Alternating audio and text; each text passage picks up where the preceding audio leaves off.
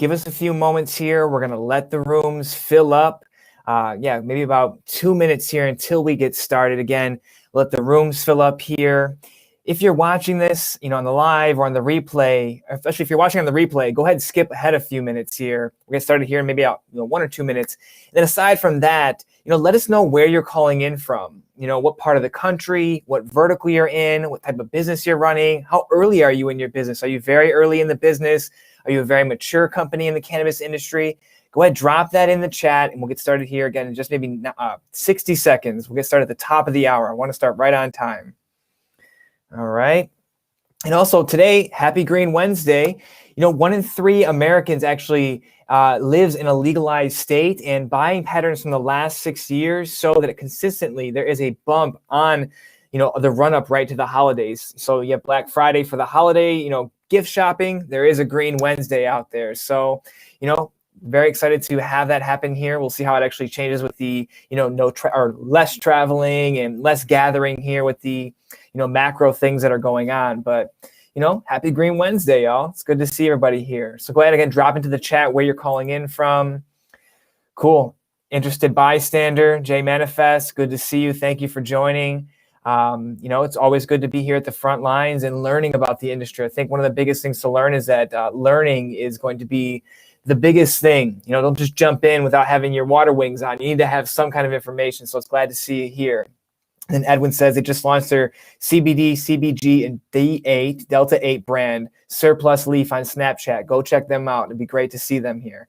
Cool. So it is the top of the hour. Let's go ahead and get started here. But real quick housekeeping here. The information contained in this presentation is meant for guidance purposes only and not meant as professional, legal, or tax advice. And further, it does not give any personalized legal, tax, investment, or any business advice in general. So with that all out of the way, welcome to the November Cannabis Industry Update. So presented to you by Green Growth CPAs here. All right. So the agenda real quick. First, we're going to go over some big industry updates over the past 30 days since our last update, things on licensing and regulations, legal updates, tax updates, finance and M&A, and then some miscellaneous articles if we have time to put them in there. Now, after that, we'll take questions from the audience, but hey, drop them in throughout the entire presentation. I can get to those questions when it's relevant or when there's a break in the news here. So go ahead, drop in any questions that you have about what we're talking about or about the cannabis industry overall. It'd be great to talk about those. And again, if you need help with anything tax, finance related to for your cannabis business, then please reach out to us via our website at greengrowthcpas.com or give us a call at 800-674-9050. So with that all out of the way, let's hop into our first set of information here. So licensing and regulations updates for the cannabis industry. Now, you probably have all seen this on every news channel, but there's a clean sweep for all the states that had a cannabis initiative on their ballot. So new recreational states this month: New Jersey, Arizona, Montana, and South Dakota. Something special about South Dakota, they approved medical and recreational cannabis at the same time. And then a new medical state, Mississippi here. Now, we had an entire kind of breakdown of this election results here and the opportunities in each state, but at a high level, New Jersey is the largest market by population with 9 million people. And, they're in that kind of really tight packed set of states in the Northeast, right? So you're going to start seeing pressure on New York, which we'll talk about in this presentation. You're seeing pressure on Pennsylvania. It's going to be a big things happening and big things moving in the Northeast here with the cannabis legalization. Now, the second biggest market here is going to be Arizona. That's when we have the most information on pretty much here. They're going to have a cap of 10% of their normal pharmacies can be dispensaries. They've got about 1,500 normal pharmacies. Think of CVS, Rite Aid, Walgreens. They've got 1,500 of those. So it's going to be about 140, 150, 160 dispensaries. Now in Arizona, they're going to be leveraging their existing medical marijuana facilities to quickly develop the program online so that the illegal market doesn't develop as quickly. What you notice about something in California, it's very high amount of cannabis is sold through the illegal market because it's allowed to mature over such a long period of time before recreational actually got moving. So Arizona, big ups to them on that, trying to move forward to keep these legit operators, above the water instead of competing with an illicit market that's crushing them and pushing them down. Now, the DHS in Arizona will be in charge of setting up the application process and guidelines for this new industry, and that application is expected to drop in January. So keep your eyes on that. Now, the next thing here about some regulation updates and legalization updates is that the bill to decriminalize marijuana in New Jersey passed the committee. Okay, that's good. But it also added in there an amendment for hallucinogenic mushrooms. Now, a key committee in New Jersey Senate unanimously approved a bill to remove all the criminal penalties for possession of up to 6 ounces of cannabis. Now, in a surprise move, an unidentified senator added an amendment to the bill to downgrade the penalties for possessing up to 1 ounce of psilocybin, better known as magic mushrooms or hallucinogenic mushrooms. Now, the amendment would make the possession of an ounce of psilocybin mushrooms just a disorderly person's offense. It's currently a third-degree felony. Now, what does this really mean? Why am I talking about mushrooms in the cannabis industry update? Well, legalization will eventually create a statewide cannabis industry in New Jersey, and legislation and regulations that govern that industry can take, months, if not years, to complete. Now, it's important to understand that decriminalization just removes the criminal penalties for possession and distribution of very small quantities of this marijuana. Now, what we might be seeing here is more of a bundling of these drug bills going forward. Again, when they decriminalize, it's about taking, users out of the jails, not the dealers, okay? So you're gonna start maybe seeing more decriminalization, not packing up the jails as much, putting the stress down on the court system here. It's just, you don't want to be on the wrong side of history for these things as a legislator, as a regulator. So this is something you might be seeing more and more often, is kind of coupling these drug bills together. So that's why we bring this up. But let's kind of dovetail quickly into how big is this psilocybin thing? Is it just a New Jersey thing? Is it just an Oregon thing? Well, you may have heard, okay, DC, Washington, DC, District of Columbia here, those voters overwhelmingly approved Initiative 81 decriminalizing psychoactive plants. So things like, San Pedro, the psilocybin mushrooms, things of that nature. Now, the measure does not legalize psychedelic plants, but actually recategorizes them at the lowest level of police enforcement. And it was approved at a 76% rate. Now, DC follows Denver, Colorado, Oakland, Santa Cruz, and Ann Arbor, Michigan by decriminalizing some psychedelics. Now, Denver passed theirs in May, while lawmakers in Oakland and Santa Cruz passed their measures with resolutions in June and February, respectively. And then Ann Arbor, this happened in September. Now, none of those measures are going to be decriminalizing any synthetics, things like LSD or MDMA. Now, it's really cool to think about this, okay? What is the opportunity ahead? Right? Just 10 years ago, think about it, only 10 years ago, recreational cannabis was illegal in all 50 states.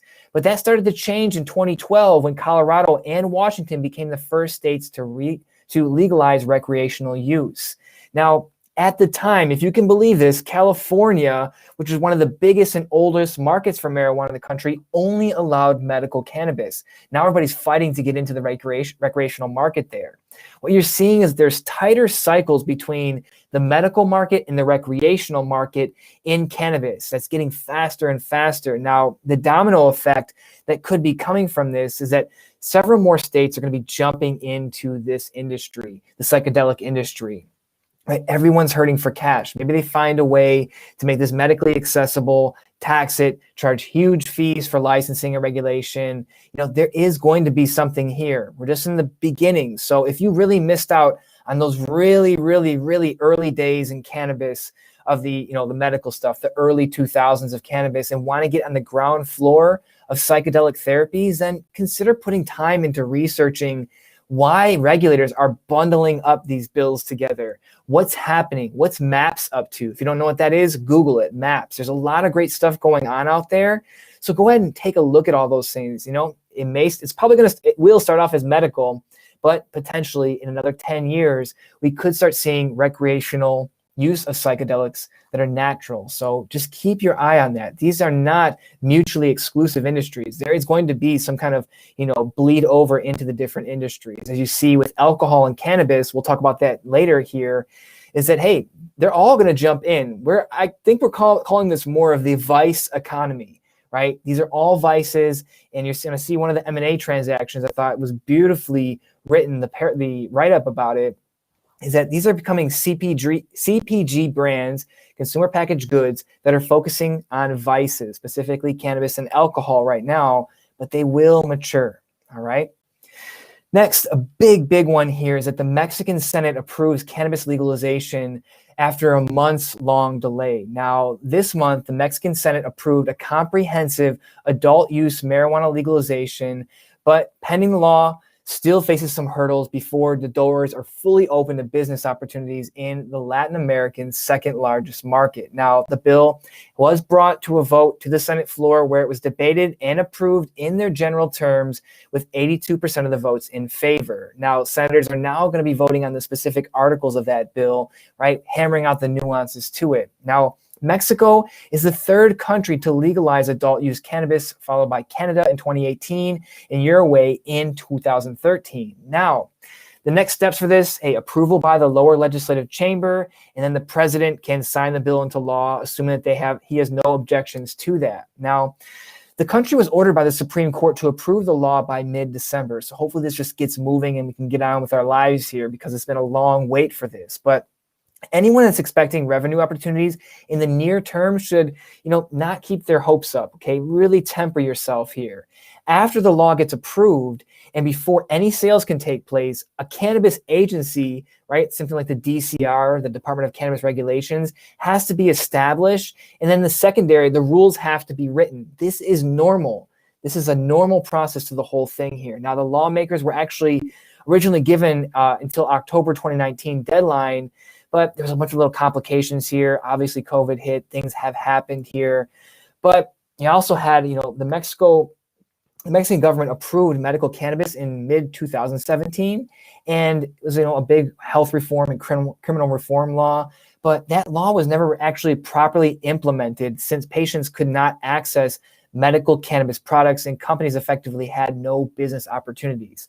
Now, why is this important? When you see certain cities turn on, or states or countries turn on for cannabis, they legalize the possession of it for adult use, but they don't create an infrastructure, a business infrastructure, or a supply chain infrastructure, a regulatory infrastructure to support the supply chain to actually produce that cannabis. You see this in Canada, right? It's okay, you can have cannabis as a user, but then they hold so tight the regulations that, great, it's legal, but I can't get it. And I have to break the law to actually go get my cannabis. That's what's likely going to happen in the Mexican legalization here, at least for some time, right? So just keep your eyes on it. This is a good move forward for the entire macro cannabis industry. But again, don't have your hopes up too high for this here. Temper yourself. Be patient, all right? Now, conversely, we were very excited about New Zealand. We thought this is going to be a home run, a slam dunk here, because this is a country that has 66% support for euthanasia, but they pretty much ruled out their cannabis reform for the foreseeable future. Okay, the government ruled out a wider drug law reform, including legalization and decriminalizing cannabis, again, for the foreseeable future on their cannabis referendum that they had out there. Now, kind of a big thing here is that, when you get caught with cannabis there, you can either go for get a health referral or face prosecution. Less than 11% of cases that actually get prosecuted are given that health, the health referral, okay, right? Just a recommendation, hey, go to a program that can help you out, make sure you're not becoming an addict or bad things are not happening and whatnot here.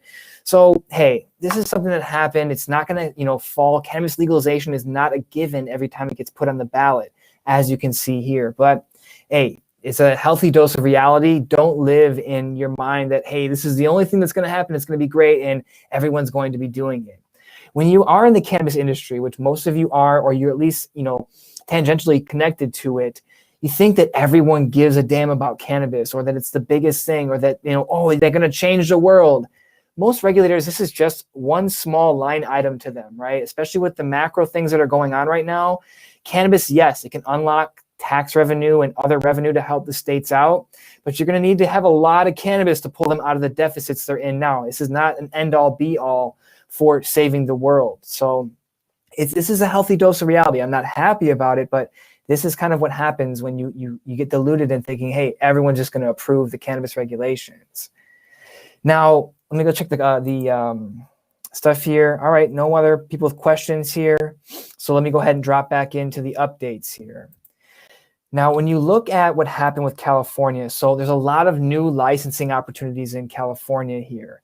During the general election earlier this month, there were 37 marijuana ballot initiatives in 35 cities and counties in California. Now, 31 of those of the 35 were approved by voters and potentially setting the stage for perhaps hundreds of new business opportunities. And it could result in maybe 100 to 150 new retail licenses, as well as permits for cultivation, manufacturing, and other plant-touching businesses. Now, the reason that these victories are so important for the California market is that only 168 of the 150s, what is that? 168 divided by 540, that's 30%, 31% of those cities actually allow for some type of legal marijuana retail operation. So 70% of the state is living in a cannabis desert, essentially. Now, that's not, congruent with exactly the population, but at least the municipality side of it. Now, the new cities that are coming online, just some of them, because I'm not going to list all 31. Some of them are Artesia, Banning, Calabasas, big one out there, trying to hang out with all the big celebs, go out there. Costa Mesa, Encinitas, Hawthorne, Laguna Woods, La Habra, Oceanside, Ojai, Pomona, Trinity County, which is a big one because it's up in the triangle there, Ventura County, and Weed, California. Yes, there is a city called Weed, and it only passed this legislation by 60%, if you can believe that. Now, some things to think about for California, right? Everyone thinks this is the promised land, is where you go make all your money, right? Just like the gold rush and this whole green rush thing. Just, there is no green rush. Don't think about it as a green rush. This is an agricultural product that's gaining steam, okay? So things about California. Taxes are incredibly high, very, very high for cannabis and business otherwise, right? When you start a cannabis business, you're usually having multiple entities set up. LLCs have a minimum tax of $800. No matter if you do any business, if it's just a holding company, you still pay that high tax. Now, as we've talked about in many other of our cannabis industry updates, and we'll talk about it again in our legal update here for the industry, is that this process takes a long time in California because of all the red tape. And this is the same for nearly every vertical. This is not just a retail only type of thing.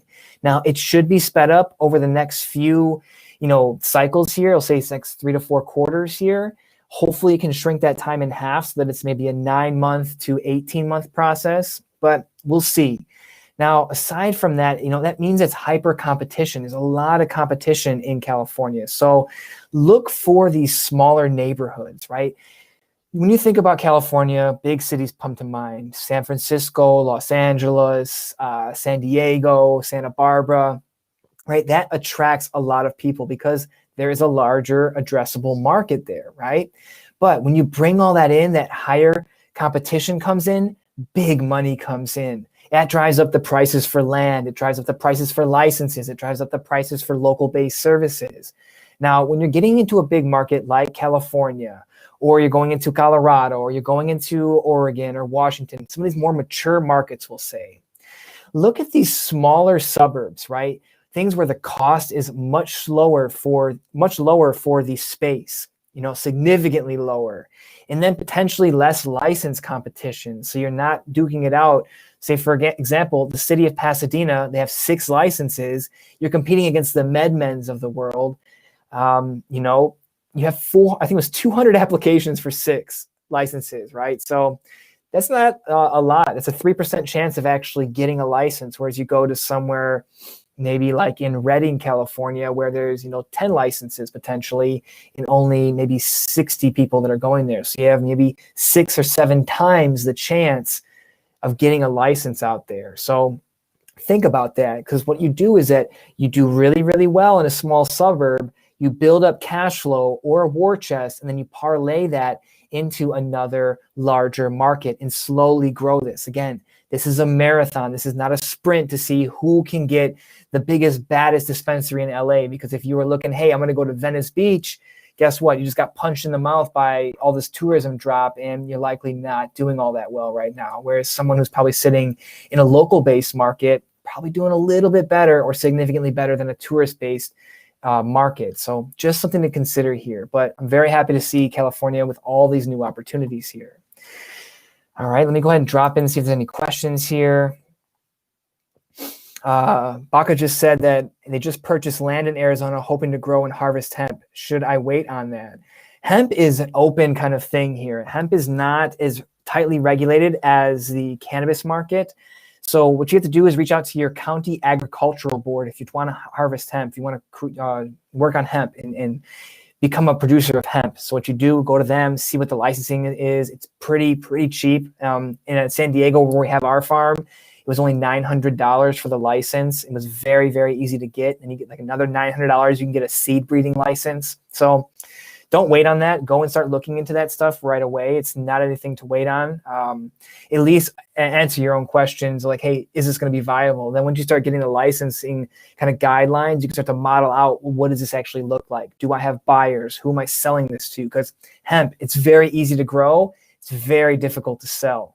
So just think about that, right? Unless you have the right contracts and contacts. All right. So hopefully that answers your question there, Baca. All right, so let's go hop into the next update here. Is that just a little bit building on New Jersey here, right? This is kind of exciting here, is that they're fast tracking their marijuana marketplace. They want to be up and operating within a month after accepting these regulations here. So they're going to turn on these medical dispensaries to get right into recreational. And this is a trend you're going to see in a lot of places. I think we touched on it already, Arizona, how they're going to use the existing infrastructure inside of the medical cannabis industry to really punch up their recreational. So this is something that's happening in New Jersey. It's going to be happening probably in lots of other markets. Just something to keep your eye on here. Next one here, New York. We've talked about this a little bit already in our national legalization update from the election here, but days after New Jersey voters approved adult use cannabis, Governor Cuomo from New York reiterated that he will push for recreational legalization in the coming months to help offset the state's multi-billion-dollar budget deficit. Now, he says, I think this is the year because the state is desperate for funding, as we said earlier in this presentation. Now, in neighboring Connecticut, their governor signaled that he would support adult use cannabis to spread the curve, or spread the how do you say, curb the spread of COVID-19. Sorry for that. Right, this quote here is saying, right now, I'm surrounded by states like New Jersey and Massachusetts where marijuana is already legal and people are traveling back and forth, and he doesn't need more people crossing the border, right? Interstate travel right now is not the best thing to be doing, especially if it's just for a little bag of weed. Why not just legalize it, collect the tax revenue, and build more businesses, invest in your local economy? So you're seeing, more pressure in this Northeast. I'm really on the Northeast thing here. I think the Northeast Pact is going to be a big one, right? They're going to all start to agree that, hey, this is the way things are going to go, and kind of create a beautiful kind of market over there, a whole nice section of market. Now, in terms of New York, experts say that recreational cannabis measure could be easier to pass if it's tucked into a state's budget bill early next year, but it's possible that Cuomo actually could press the state lawmakers to consider to consider a legislative measure before that. But a strong transition to a commercial recreational market in New York could be hampered by the state's medical marijuana program, which remains one of the most restrictive in the country. That's why you see very few players in there. Vireo Health, the group that we interviewed, was it 4 weeks ago? I think we put that interview out. This is the market that they're tripling down on. They sold assets in 5 other markets or multiple other markets to really make sure that they're ready for when New York turns this on here.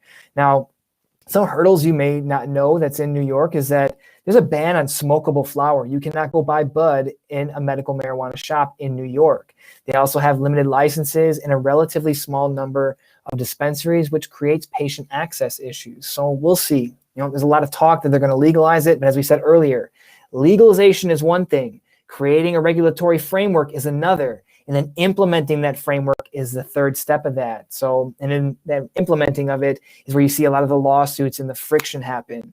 LA is just fraught with lawsuits everywhere, left and right. I think there's been 6 at least since that September. Now, what does that mean? It slows things down. It makes things more expensive. It can be very painful. Again, New York, sexy market, huge, lots of people. Guess who's going to be there? All the big players are stepping into the room. If you don't have, $5 to $20 million, good luck. I wish you the best of luck, but you're probably not going to be very successful if you don't have big cash to go against these players here. They've been saving money for years to come after this market. Now, another legalization update here about Texas. Now, Texas is the one that, hey, a lot of people are waiting to turn on. And, a new lawmaker got into office during the election this past month, Roland Gutierrez, and he's a Democratic state House representative who was just, again, elected to this Texas State Senate. And he said this week that they're going to introduce a recreational and medical marijuana legalization bill. Now, Texas is going to be facing tremendous budgetary issues, just like every other state. And he says his bill would create 30,000 new jobs for Texas and produce $3.2 billion in new revenue without raising taxes on everyday Texans. I don't know where this $3.2 billion comes from. Could be regulatory fees and things of that nature. Who knows? But that's a lot of bucks there. But hopefully that is actually what happens. Also, allow Texans to hold 2.5 ounces on their person at any time and grow up to 12 plants, and allow the licensed retailers to sell marijuana products to people over 21. So who knows? If Texas drops, this is going to be an amazing domino fall here. So we'll see. I'm very excited to see what happens and develops in Texas. I think you saw in October last year, they did open up a window for licensing. It was about, 72 hours long. All the big boys and big girls that are connected to senators probably got those licenses or got in their applications. There was no one that talked about it. We only knew about it because a senator is one of our friends and let us know about it. But, we'll see how this all shakes out. New changing of the guard, but with elections can really bring some big changes in. And I'm excited to see what happens with Texas. Now we'll hit on just one last one here for updates on legalization. Is that, hey, you saw South Dakota came online with recreational and with medical. Now you've got 2 law officers suing the state to stop legalization. This is crazy. What we're living in here, right? So 2 officers here, I won't name their names. It's in the article, but I won't talk about that. But essentially what they're saying is that the lawsuit argues that because the amendment inserts a new section into the Constitution, it should be considered a revision to the Constitution, which can only be placed on the ballot through a state convention. Now, who knows if this actually is true? I'm not a lawyer. I don't really care to know too much about law, but this is just, you're seeing people trying to be on the wrong side of history here. There is such a big push for legalization. I think that there's a graph we posted on our Instagram that we pulled from Reddit from one of the users on there. And it's a huge, 67% legalization. There's no stopping it. It's going parabolic right now. So again, don't be on the wrong side of history. Even if you don't personally agree with it, you're holding this medicine back from your constituents and from the people you're supposed to be serving and protecting. I know they'll probably run on the guise of, hey, the kids are going to get high. But guess what? You look at all the data coming out of Colorado, that is not the case. Kids are not getting high more, okay? It's not cool anymore to these kids. It's, there's a real market for it. Just something to keep an eye on here. I'll hit on one last one here for regulatory. Longtime cannabis czar Lori Ajax is stepping down. She's someone I've gotten to work with personally. So I'd like to just thank her for her service to the cannabis industry. She has been one of the great champions of the industry. She's been here for quite some time. She was appointed in February 2016 by Governor Jerry Brown. Got to work all the way through with Governor Gavin Newsom when he took office in 2019. And she's got a great reputation. I saw a great quote, and it's really cool to kind of see this myself firsthand, is that she's like the baseball player that stays back to sign autographs until everyone's gone. Compared to other regulators or other people out here that they can't wait to get the hell out of the room so nobody asks them more questions. So again, Lori Ajax, thank you very much for what you've done for the industry. I know it's not been easy and a lot of eyes have been on you, but thank you for what you have done for the BCC here. All right, let's jump in and see any questions here. Let us know if you have questions, drop them in the chat. Let me just scroll through this one here. All right, let's hop in. So now let's talk about tax updates for the cannabis industry. There's not tons of them, but there are some pretty important ones here. Now, first one, the Denver Medical Cannabis Dispensary that takes on 280E, and they're taking it all the way up to the Supreme Court, which is pretty much going to be a no-win situation for them. Now, we made a video last month about a Colorado dispensary and their tax audits and the decision that was handed down that the dispensary and their law firm, who used very stale and old arguments that have already been pushed down, they lost, and they are going to be, they pretty much did not want to hand over metric data to the IRS so that they could kind of cross-reference and make sure that they were actually selling all the product on a legit market and not diverting anything out into the illicit market. So, well, guess what? They failed miserably in that. Now they're trying to take it up to the Supreme Court of the United States. Now, the filing is a long shot pretty much, and it's the last legal avenue for this Denver-based dispensary. Pretty much was claims that the IRS overstepped its authority and violated the company's Fourth Amendment privacy rights. Now, they're asking the nation's highest court to settle some of these questions here. Now, basic questions. Does the Fourth Amendment protect taxpayers from having confidential information released to the IRS and federal law enforcement authorities? Second, does the application of Section 280E to state legal marijuana businesses violate the federal Constitution?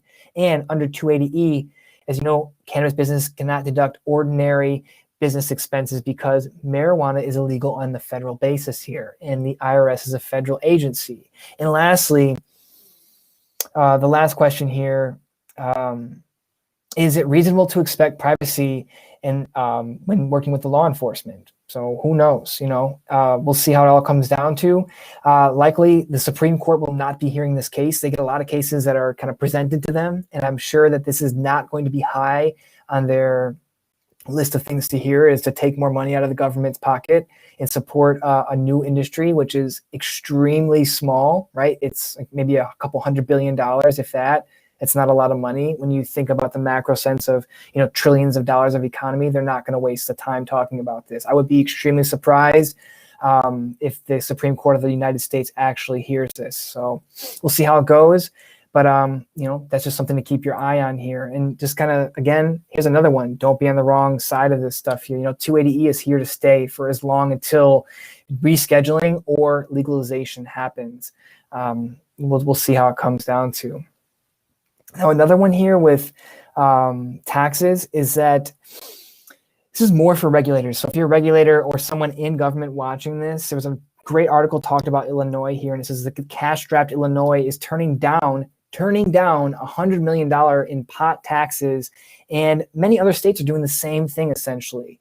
Now, this is a wrong side of history story here. Now, with Illinois facing a $4 billion budget deficit next year, lawmakers and cannabis industry insiders have claimed that the state is missing out on nearly $100 million in tax revenue by blocking certain cannabis shops from relocating. Okay, so I'm not 200% familiar. You can go look at cannabis legalization news. They go really deep into Illinois because that's where one of the founders is based there. But essentially, the state's economy has been upended by the pandemic. Cannabis sales have remained a bright spot for the state, right? Sales of recreational cannabis topped $500 million over the past 10 months and a full-on legalization, and they've hit their first $100 million month in October. That's big bucks here. Now, nevertheless, some players in the state's cannabis game are saying that the industry is hampered by the governor's interpretation of the legalization law. Now, under his administration's reading, existing medical dispensaries aren't allowed to move without losing their chance to sell recreational cannabis. And even if they're operating in a city or town that has already barred those sales or they've outgrown their current locations. Now, allowing dual licensees to move will not only increase the tax revenue for the state and local municipalities, but it will permit the industry to hire more people and allow communities to maintain local control as to where their community wishes these new cannabis operators actually operate. One thing that we don't talk about a lot, and I don't think really anybody talks about a lot, but you see it in articles and it's usually a footnote, is how many jobs get created through the cannabis industry. Now, that one in Texas, I think he says is going to create 30,000 new jobs. That's a lot of jobs. When you start restricting the industry, you're not just restricting tax revenue, you're restricting opportunities for your constituents to have a job in an industry that they give a damn about, right? Who wouldn't love, if you're a fanatic and you love the product and you love, what it stands for in the industry and what it's helping people with, and you want to work in there, but your government is telling you, hey, no, we don't want to do this. And they're going to do it they're going to allow this anyways in 18 to 24 months. Dude, just allow it. Let these people have their jobs. Let them have their opportunities. So just something to think about as a regulator. You are purposely missing out on tax revenue by, holding these old antiquated ideas that cannabis is going to ruin your community. I know Nancy Reagan did a really, really good job of just saying no, but we're past that, guys. We are way past that. So, try to see what the future looks like here and be a little more forward thinking on that. All right. Drop your questions in the chat here. Right. It's not just me talking. I don't want to just like talk and lecture here. I want to kind of give some kind of interaction. So if you have questions, drop them down in the chat. We'll get to those here for sure. All right. Now, let's see. Next one here is going to be legal updates. This is probably one of the longer ones here for this. And this actually makes me a little bit sad to say, but it is one of the longer ones here. But first article here is that Maine's largest medical marijuana dispensary group asked to join the Residency lawsuit. Okay, so Wellness Connection, which owns 4 of 8 licensed medical dispensaries in Maine, filed a motion this month to fight a lawsuit against the state from 2 small marijuana businesses over recreational cannabis licenses granted to businesses with some out-of-state ownership. Essentially, these smaller operators don't want out-of-state operators coming in, especially the big ones, and taking licenses because they're just going to, crush the market and take away opportunities from the locals. Now, it is the latest legal bout in recreational marijuana market in this recreational marijuana market that opened on October 9th in Maine. And the legal cannabis and medical and recreational market will total about $76 million this year in Maine, with adult use cannabis making about 20 million of that. And it's only going to be through 1 quarter of the year. So it's going to be a lot of money in there. It's going to quadruple, they say, to $295 million in 2025. So, this is going to see, I think we talked about this a while ago. If it wasn't for Maine, it was for another state. And what you're starting to see is that these big operators are going to come in, try to kill these residency requirements, so that when other states bring it on, they can point to the regulation or the court case in another state and say, hey, well, Maine dropped it, or blah, blah, blah state dropped it. You should drop it too. And here's all the reasons why. I have no particular comment specifically on, what's right or what's wrong. There's not enough data for me to make an educated decision on it. I'm for protecting local businesses for sure, but we'll see how this all shakes out. It's just something to keep your eye on, right? Now, another one here is MedMen, okay? The group that everyone likes to talk about, okay? So MedMen, they filed a suit against the city of Pasadena after their cannabis store application rejection. So essentially what has happened here is that in a court filing, MedMen said the decision to remove them from the application process was arbitrary and unlawful, accusing the city of illegally creating a rule to disqualify MedMen in response to baseless allegations by one of its competitors named SweetWater. Now, MedMen is asking the court to reverse the city's decision of pulling their license away, okay? Pulling MedMen's license application out. Now, the city says this: we've received MedMen's lawsuit, and it's unfortunate they're seeking to prevent legal cannabis sales in the city of Pasadena because of their own issues.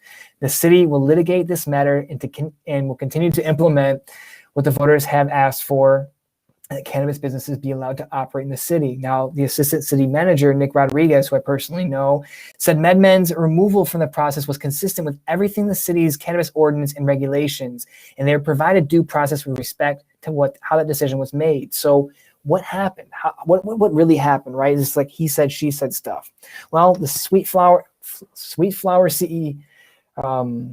CEO here, Tim Dodd, called the city's attention to MedMen's revolving door of executives in April, prompting the city to investigate and then ending with MedMen's disqualification in their application. Now, right now, SweetWater is one of the only applicants that hasn't managed to lock down a location. The city has I used to live in Pasadena for 6 years, and I read through the regulations. They have very, very stringent rules and severely limited amounts of real estate where you can actually place these businesses. It's very easy to draw on a map, and whoever owns those businesses is just like eyes full of dollar signs here. And it's still unclear if MedMen's, can they take that location over and things of that nature. But MedMen still believes they have a viable application and location here. The lawsuit said that they wouldn't have extended so much resources to get a location. They committed, not spent, but they're in a non-terminable 10-year lease for $6.6 million, right?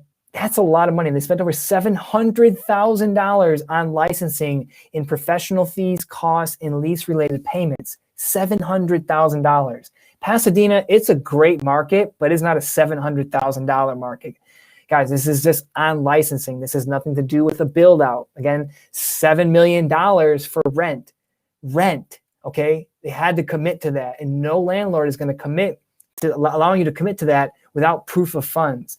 This is an expensive market to be in. At any rate, we'll see how this all comes over. A complete turnover of its executive board would not change its ownership, MedMen says, right? Because of the subsidiary is actually owned by the same entity. The parent company still owns it. So, who knows how this all shakes out. MedMen is in much more trouble than their Pasadena dispensary. They are sitting on so much debt, unserviceable, like $10 million in cash. I would say, just as a guessing person here and a betting man, you're probably going to see MedMen sell out to another PE firm, and just for the value of their branding and their IP, maybe some for their dispensaries, and that's about it. MedMen was all the rage 18 months ago, and all you hear now is just how they're totally crapping the bed. So this is just another one of those stories, and we'll see how it all shakes out for them. Another legal update, the FBI is out here raiding, going after these regulators that are in, there's regulators, there's, consultants, and all these other little people that are involved in the licensing process on the city side, and council people that are, taking bribes and, this and that to approve licenses here. So just to read the story, that FBI agents served search warrants this month at the home of a Compton city councilman and the law offices of a Baldwin Park city attorney. Part of a federal investigation examining Baldwin Park's dealing with the cannabis businesses, according to sources familiar with the probe. Now, an FBI spokeswoman confirmed that the two addresses were among those searched on that. And it's not clear that the federal agents are investigating Isaac Baldwin or Robert Tafoya, but they did say that they looked into their properties.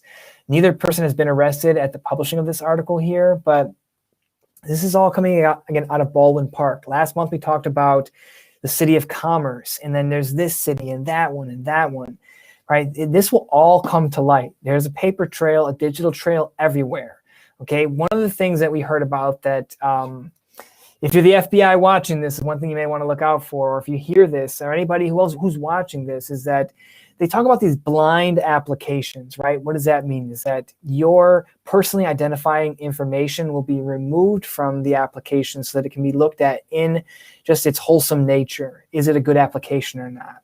What you're seeing is kind of the backdoor way to make sure your application gets approved is you talk to the person who's actually running that application, and they're going to tell you a few keywords to put into this section or this section, right? When you talk about business plan, make sure you talk about macroeconomics or blah, blah, blah. Or when you talk about standard operating procedures, make sure you say this phrase. When that phrase is seen, those applications tend to rank higher.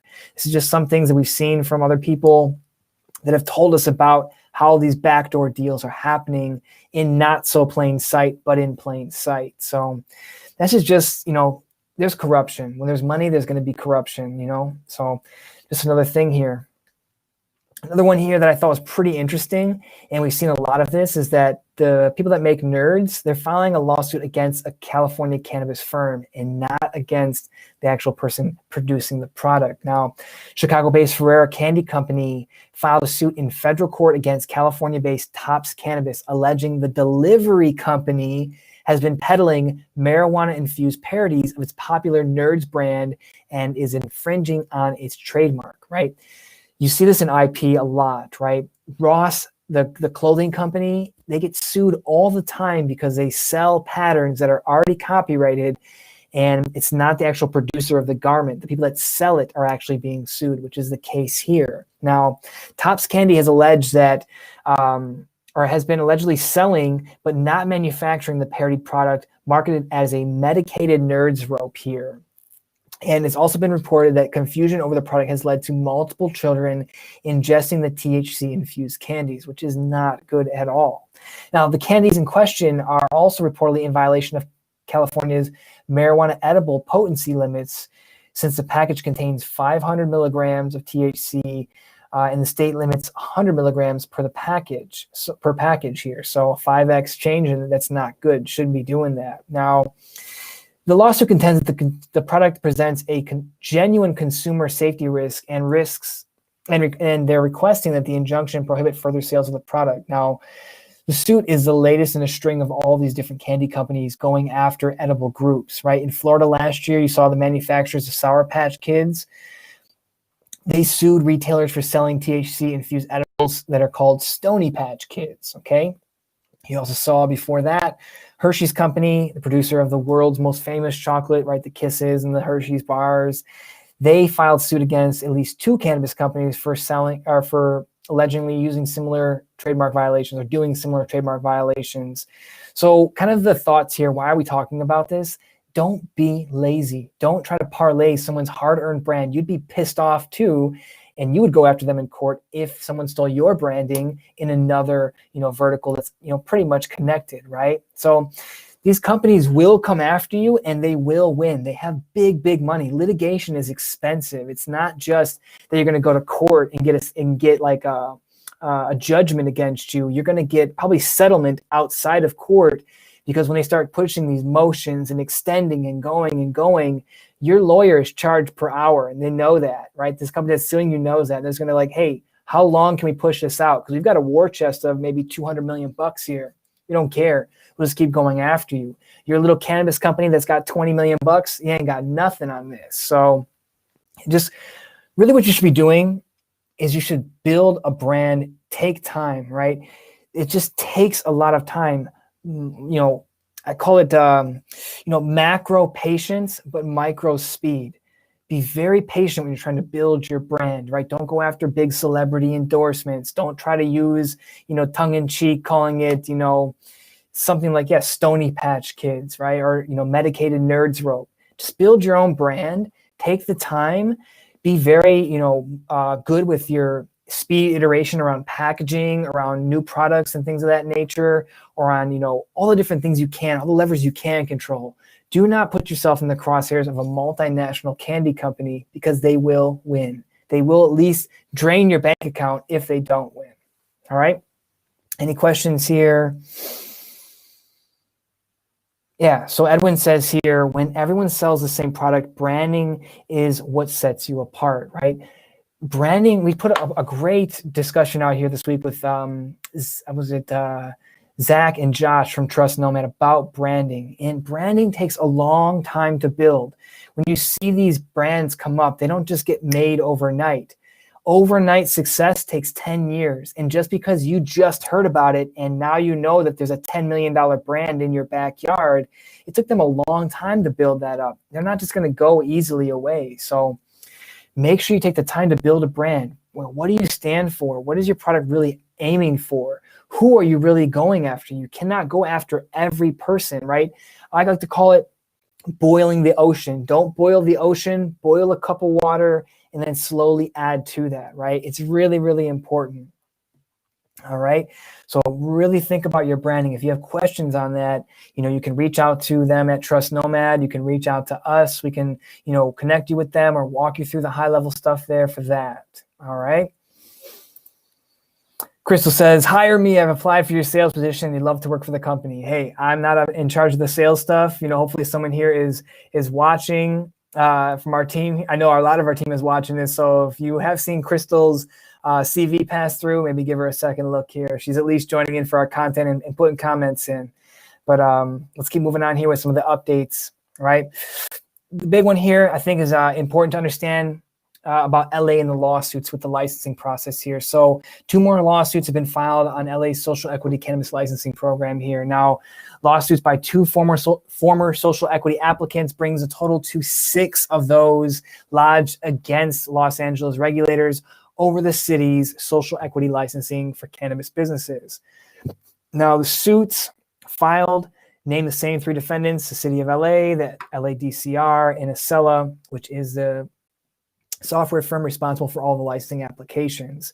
Now, those suits were filed on November 9th, and the plaintiffs were applicants who lost out on the opportunity for a cannabis retail permit last fall because of general negligence on the part of the city and Acela. Now, specifically, the lawsuit claims that the 2 plaintiffs were unable to submit their applications at the required time at 10 a.m., right? Some people even got to submit them earlier. And both plaintiffs alleged they spent more than $25,000 renting retail spaces in the hopes of winning a permit and are suing to recoup those costs. So that's great. I mean, it's not like a bazillion-dollar lawsuit. They just wanted to walk away and break even. Now, one of the things to understand here, just other lawsuits, you had one by Madison Shockley and the Social Equity Owners and Workers Association, which was settled in July, which increased, sorry about that, licenses, storefront permits from 100 permits to 200 permits. So that was one that was, met with a fair amount of controversy there, but that one happened. There's another one filed last fall by a few groups for damages without, and they want a permit to be issued to them.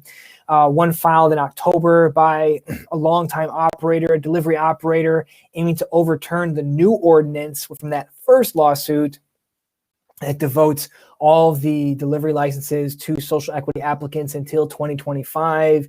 And then there's another one filed in late October where 8 companies who attempted to get retail permits in September 2019, claimed their applications were ignored by the DCR, and the suit requests an emergency injunction to halt the licensing applications.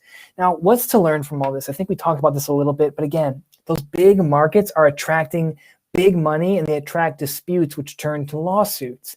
And if you're in a new market for legalization, don't try to go to your biggest city, right? If you're in, I'm going to totally flop on this one here. Okay, we'll just think about Arizona. Like, don't go to Phoenix right away. Go to something a little bit further out, right? Something a little more remote, so you're not competing with these big groups who are trying to, get into these big cities, because they have huge war chests for these things. Now, aside from just the cost side of things, it really kind of goes down to, it's not going to make sense to be in a big city as a cultivator or as a manufacturer, because you're not there for the consumers. You're there for the retailers. So you can have a distribution company come pick you up from way out in the desert. You don't need to be next to the consumer. So look out there, go out there. Now, second, it's expensive and you may actually never get to open, right? You sit on your hands for 3 years in a big city like LA, where if you go to a smaller market, you could have built a business, sold a business in those 3 years in that smaller market, built up some cash flow or built a big windfall, and then you come into these other big cities when the dust settles and you pick up those leases that people have been sitting on that they cannot get out of, and you buy them up for half the cost of the lease. And then you start to take over those big cities, right? Think about a long-term play. Don't just think about the next 18 months, but think about, the next 36, 48, all the way out to the next 10 years. What is this actually building up to be? And if it's to like make a lot of money and cash out in 18 months, you're going to be smoked. It's not going to happen. It's not nowhere that's going to happen. Potentially in Oklahoma, but everybody that's there, it's just way too saturated. So really think about the long-term plan and what is the stepping stones to get to your real ultimate goal in the cannabis industry. All right, now the next one here is a delivery lawsuit we've been talking about in California. Essentially, 24 cities or so and counties had sued the DCR and the BCC, saying, hey, we don't want cannabis being delivered to our areas here. Now, that was a pretty big happening. As again, we brought up earlier, 2/3 of the state is a cannabis desert. You cannot get cannabis legally in those cities. Now, if you look at it here, the Superior Court judge gave her order late Wednesday, last week, I believe. It upheld the state regulation that allows licensed cannabis delivery companies to offer services anywhere in the state. But it also affirmed that cities and counties can forbid those operations through enforcement of bans is also up to local governments. So, hey, it's a delivery company. Yes, go out, do whatever you want. You can deliver wherever you want. But cities, you can also ban it and not let these people come into your city. That's it's confusing to a certain extent. It's really, really difficult, right? It's not a loss. It's not a win either for the delivery businesses. Now, the decision means that these cannabis businesses have two options here. They can, number one, risk legal fights with localities that try to enforce these bans targeting cannabis businesses, including the delivery operators. Or they can just stop going to those towns and stop delivering to those towns right away. Now, if you look at today, it's very confusing. And you've already seen headlines where deliveries can occur in any jurisdiction, even if a city bans it. It doesn't seem right here. So really, when you look at the real world impact of this, okay, let's really bring this and make it tangible for the operator here, is that they're going to have to spend more time, money, and resources checking the actual legality of deliveries in every city where they could potentially operate and avoid potential legal fights with police and city managers. Now, it will be worth watching how this plays out, since delivery bans are almost impossible to enforce on a very, very large scale. But there could be local law enforcement agencies that decide to set up sting operations to catch out-of-town delivery employees breaking local laws, making deliveries. So, if you are a delivery service, build this into your compliance model to make sure that you're not delivering to cities that ban. If you get caught and do a very big violation, I don't know what kind of level this violation could be if you violate and deliver to a not friendly city here. But it could put you in a potentially way to lose your license if it's a high enough violation, as well as when you get those points on your license, it drops the value of your business. Your license is not worth as much. People don't want to buy or pay as much for a tainted license, a pointed out license, compared to a clean license that is, has the right compliance factors in it.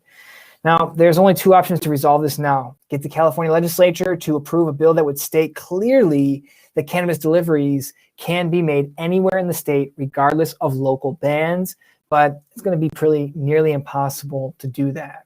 All right.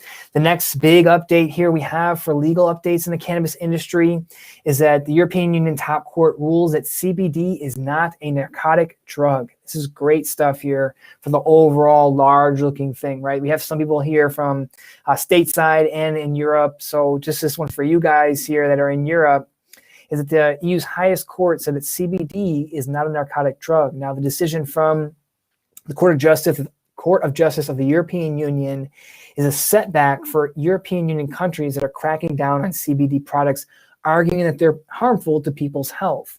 At issue here specifically was a French case against a Czech company that sold CBD extracted from whole cannabis plants to use in e-cigarette cartridges, right? Just regular carts.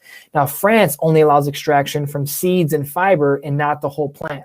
Seems like we're kind of splitting hairs here. At any rate, the court ruled the law that prompted this legal action against the Czech producers was an unnecessary restriction of the free movement of goods because the substance does not pose a threat to human health.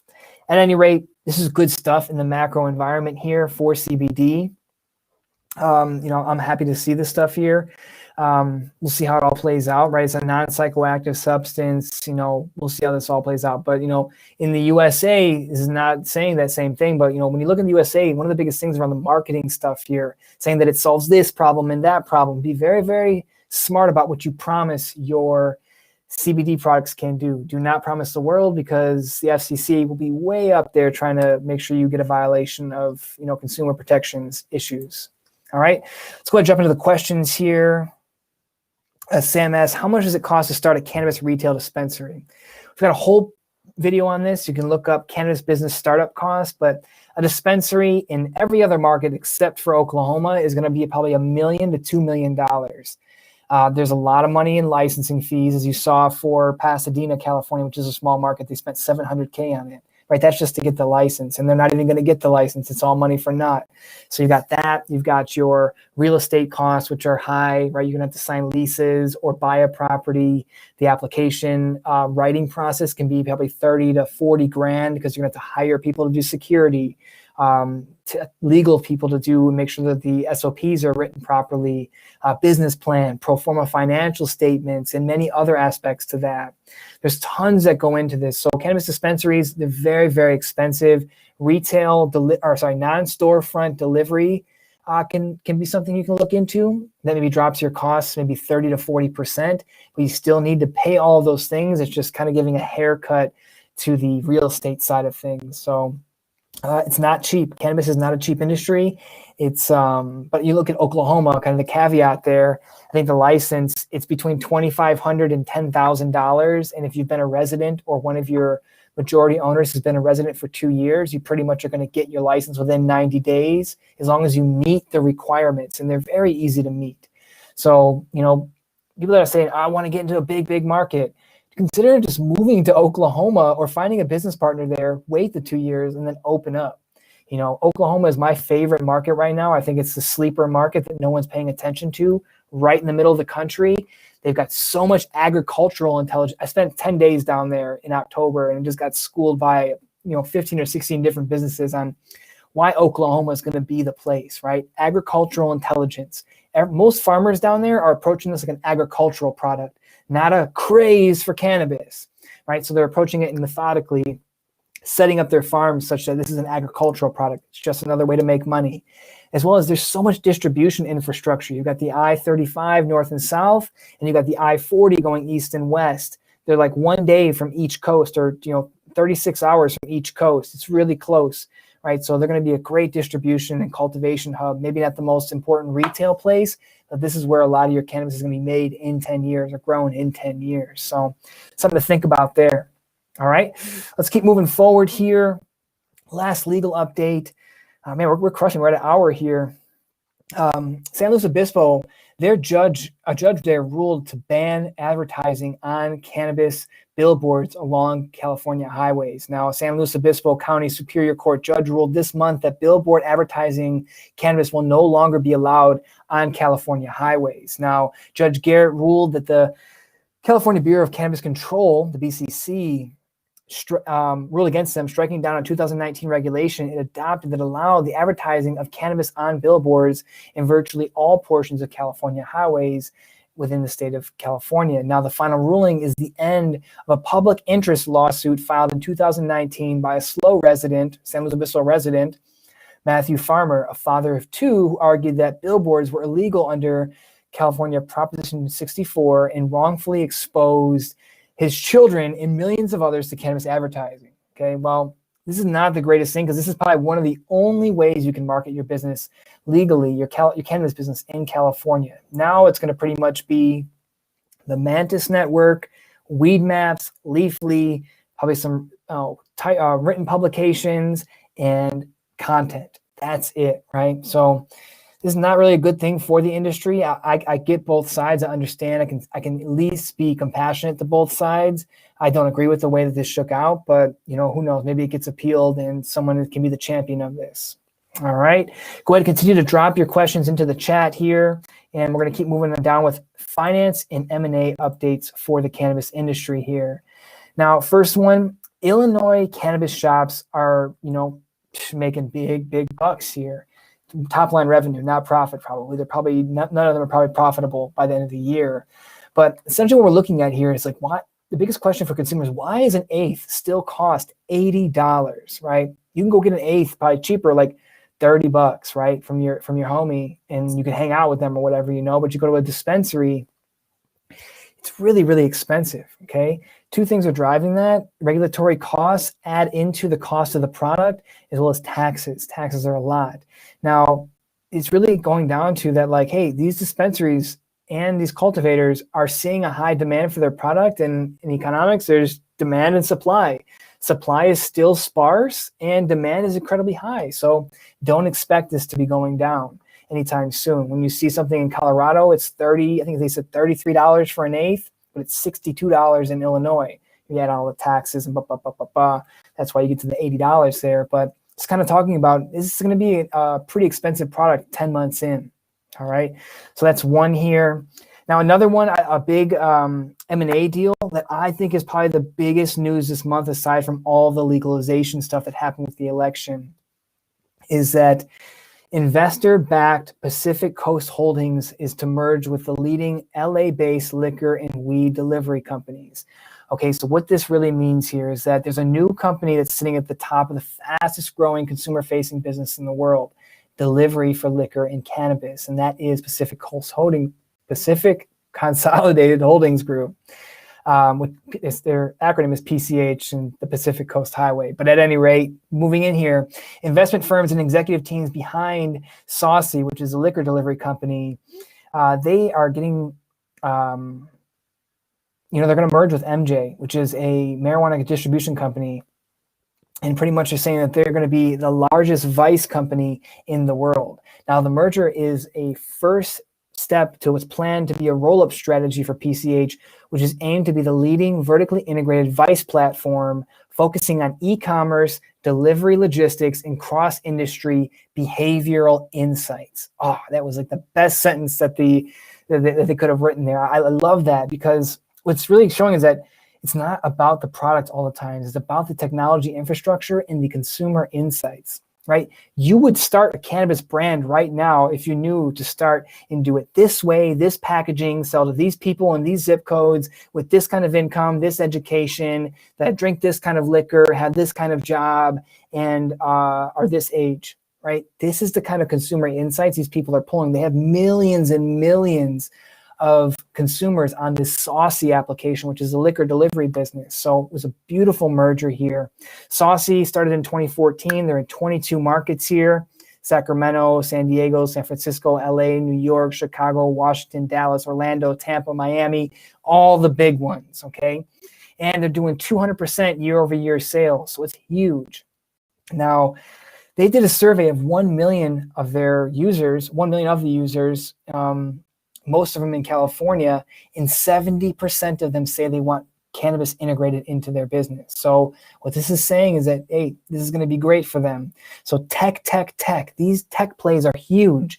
Don't sleep on tech, right? You don't have to worry about being in some sexy plant-touching business and look at the big weed plants we grow and our product and our cool cartridge. Tech is really where it's at, right? You really want to add value. Right? I'm not saying that these plant-touching businesses do not add value, but it's very hard to differentiate yourself.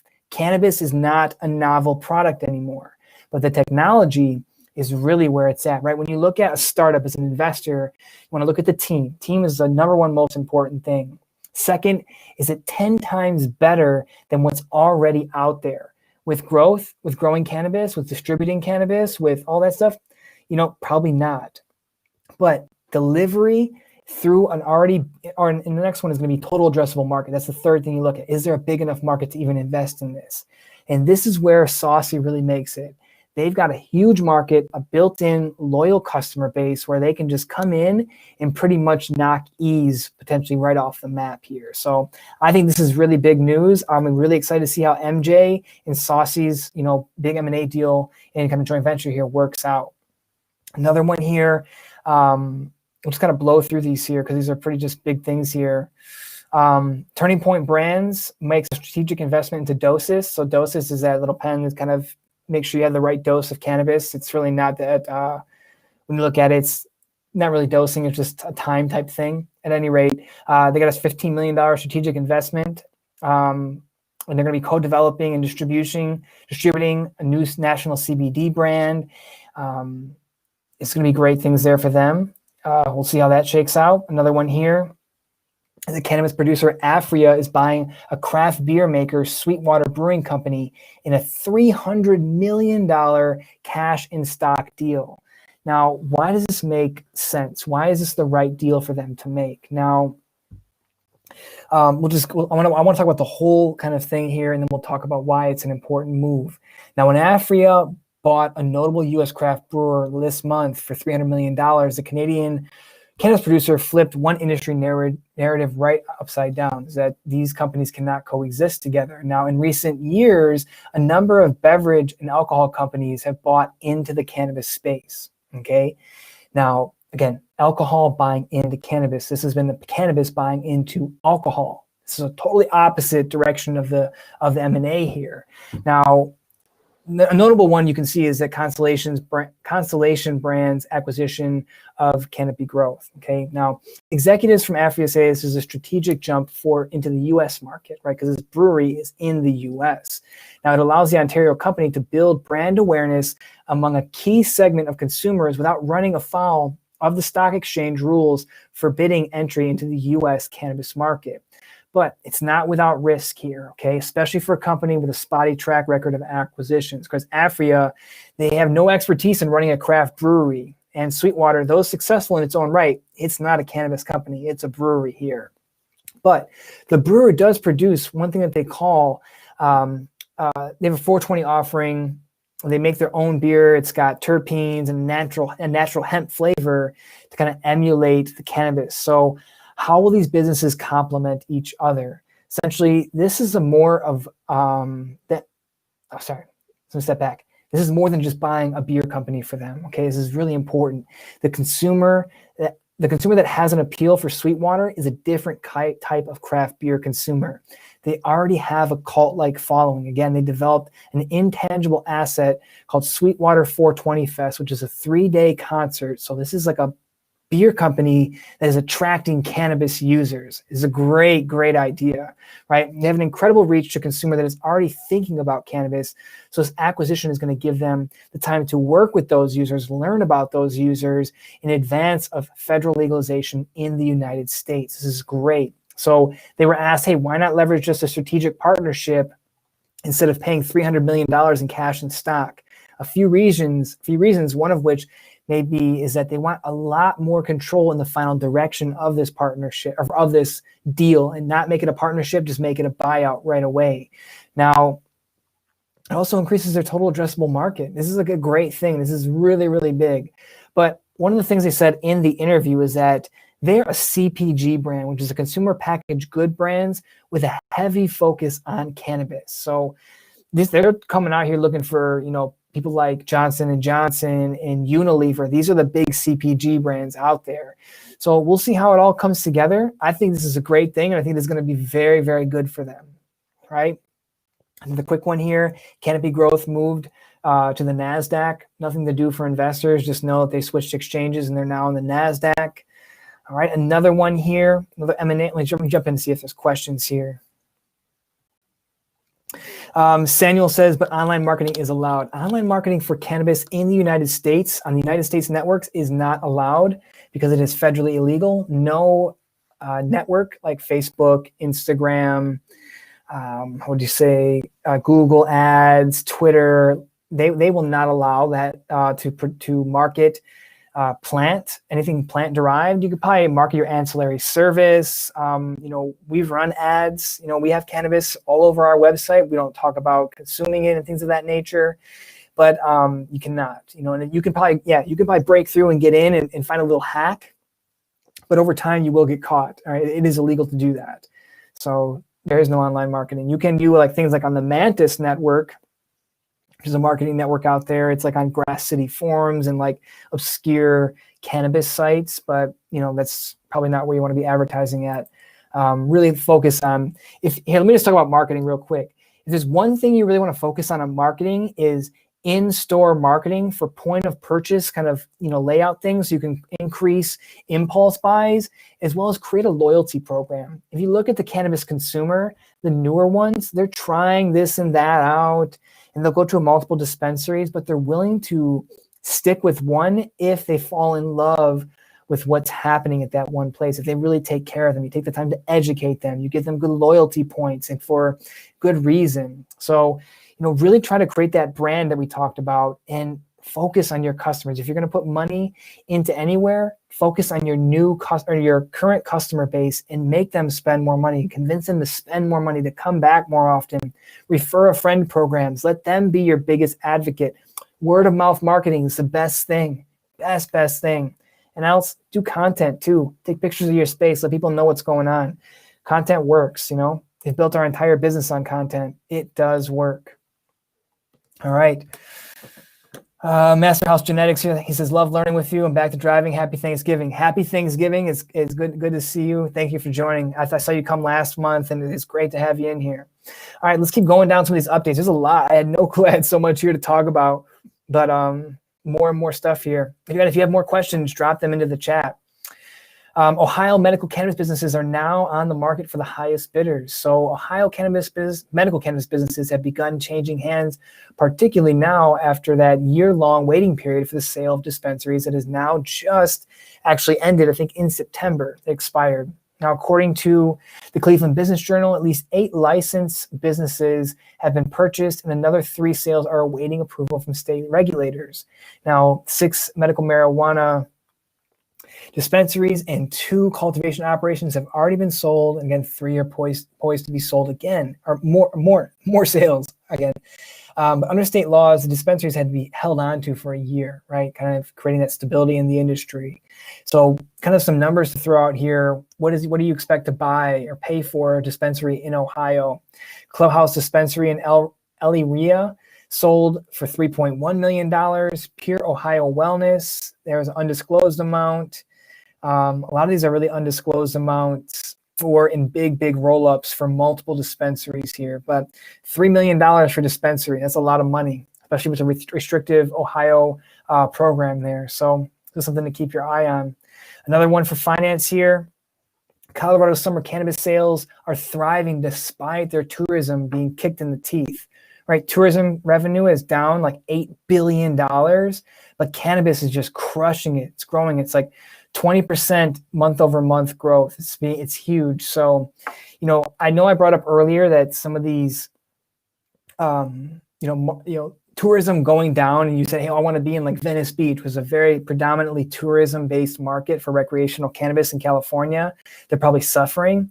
Those specific individual markets probably are suffering. I would like to have seen this data broken out by markets and how much that local market has been crushed by cannabis or by tourism, and then what is their cannabis sales? Because I would conjecture to say that if you're still heavily dependent on tourists for your movement of product, you're probably still suffering. The macro Colorado market's probably not suffering because Colorado people are staying home and they're smoking more weed, but they're probably also not doing the best with staying up on with these tourism bouts here. But just something to think about. Really think about yourself. Are you pandemic proofing your cannabis business? Are you really building in that consumer base in the local business here? All right. Let's see here. I got a lot more. Let's see. Is there any more questions dropping in here? Drop the questions in. I'm here to answer any questions you have. I see there's like 112 people watching right now. So if you have questions, please drop them in. If not, I'm going to continue down here with some of these updates. All right. So how Canadian cannabis firms lost on bad greenhouse deals. So I'm just going to summarize this one kind of to the best of my ability and to what I know. So when you saw, when cannabis turned on in 2018, I think it's 2018 for Canada. Yeah, 2018.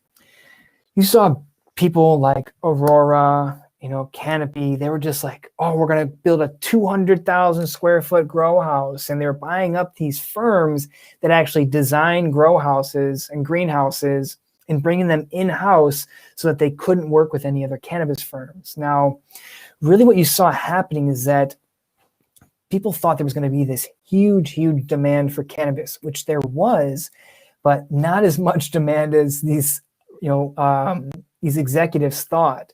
So they go out, they go buy all these design firms, they build these big greenhouses, they grow all this cannabis. And you were seeing articles at the end of 2019 that like hundreds of thousands of pounds, if not millions of pounds, are being destroyed or sitting on shelves. Now, what's up with that? Why was that? Why did this all happen?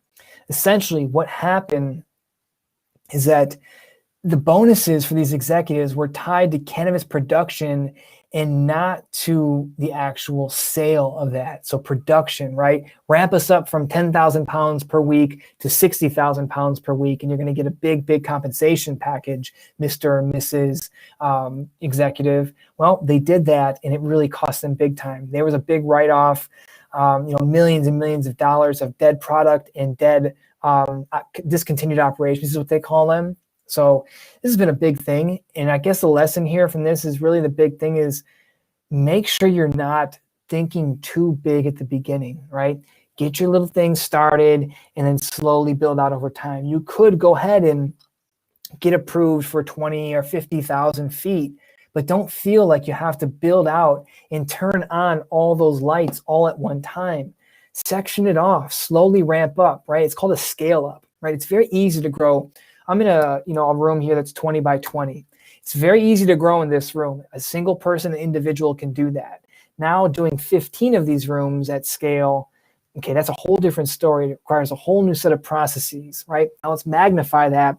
A 2,000 square foot room or a 10,000 square foot room, then going up to 300,000 square feet requires a whole lot more of infrastructure, people, systems, know-how and knowledge, things of that nature. And when you scale that up, there's just those kind of things that are issues. But is the consumer, is the market really ready for that, right? There's not a lot of dispensaries out there in Colorado, or not Colorado, in Canada, right? There was not enough ways to get rid of all this, and there just wasn't the demand for it. There's an illegal market out there that's just crushing it because of how bad this was implemented in Canada, right?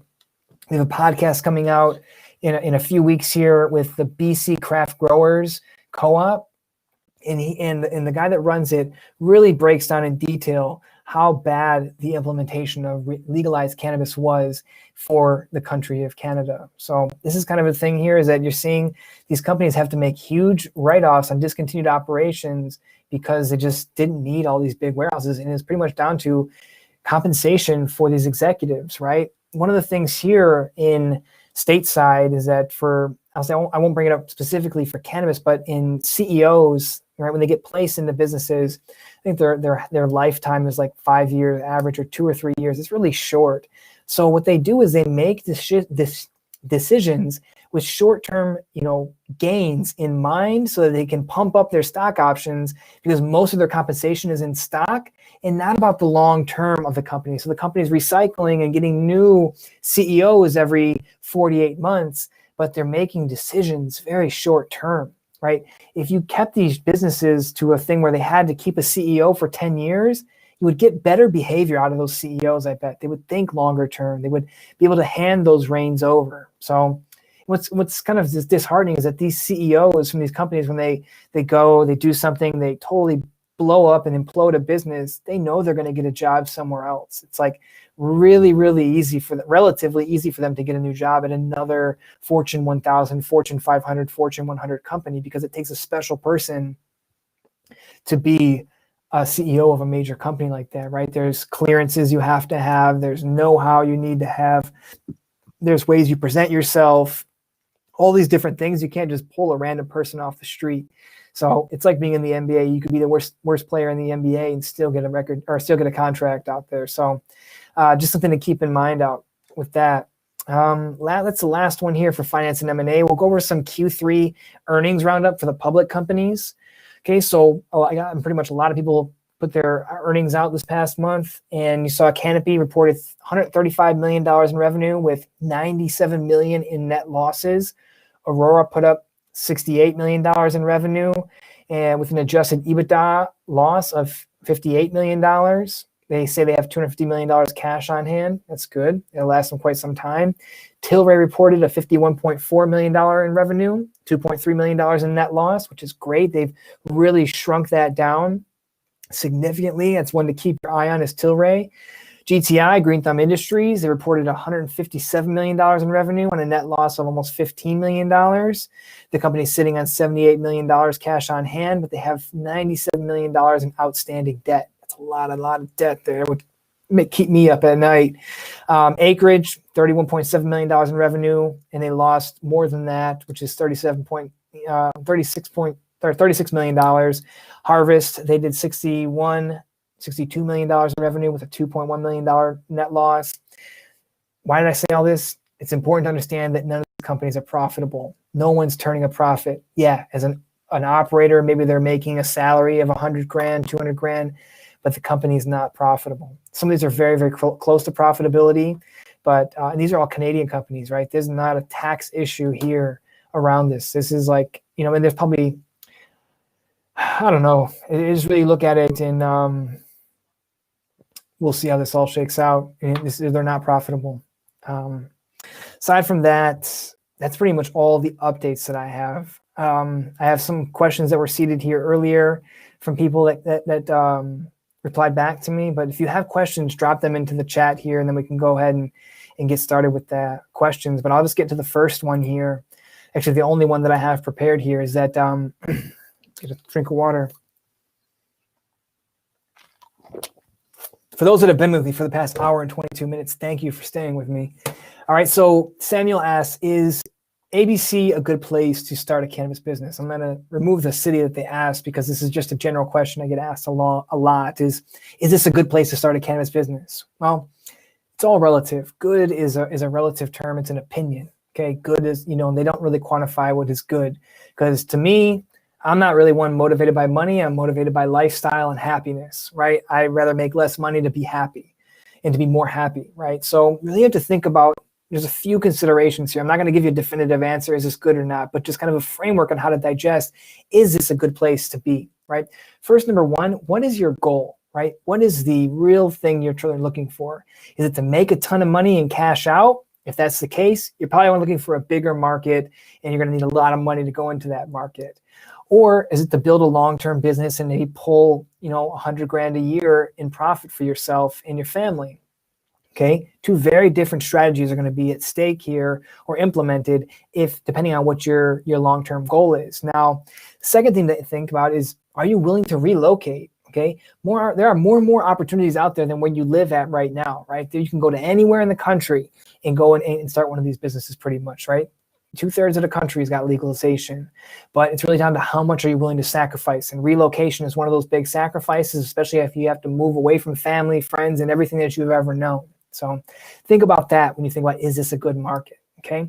Other than that, what are you good at and where can you add value to the cannabis industry?